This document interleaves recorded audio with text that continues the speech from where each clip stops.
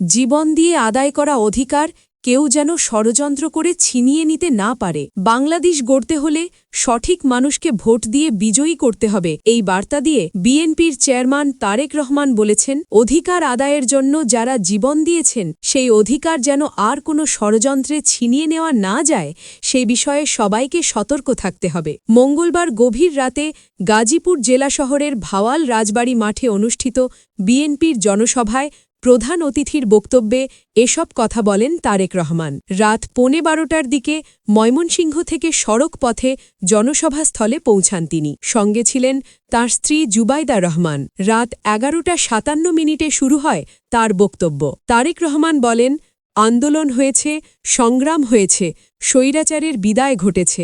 এখন সময় এসেছে দেশ গড়ার। এখন মানুষের ভাগ্য পরিবর্তনের সময়। তিনি বলেন, পরিশ্রম, কাজ আর ঐক্যের মাধ্যমেই একটি প্রত্যাশিত বাংলাদেশ গড়ে তোলা সম্ভব। আমরা যদি ঐক্যবদ্ধ থাকি, কাজ করি, তাহলে ইনশাআল্লাহ সফল হব। তিনি আরও বলেন, সবার আগে বাংলাদেশ। এই দেশ গড়তে হলে আমাদের একসাথে থাকতে হবে এবং সঠিক লোককে ভোট দিয়ে জয়যুক্ত করতে হবে, যাতে তারা মানুষের সমস্যার সমাধান করতে পারে। যারা অধিকার আদায়ের জন্য জীবন উৎসর্গ করেছে, তাদের সেই ত্যাগ যেন কোনো ষড়যন্ত্রে বৃথা না যায়, সে বিষয়ে সবাইকে সতর্ক থাকতে হবে।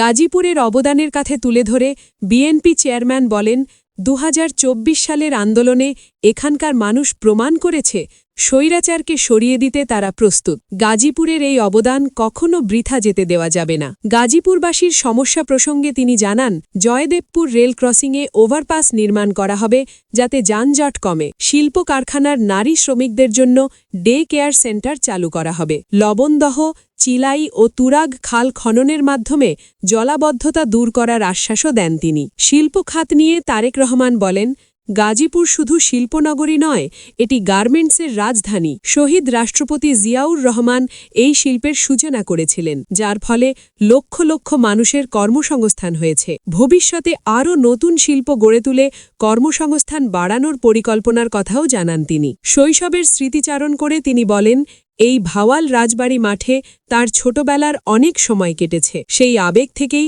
গাজীপুরবাসীর প্রতি তার আহ্বান, ধানের শীষকে বিজয়ী করতে হবে, বাংলাদেশকে এগিয়ে নিতে হবে।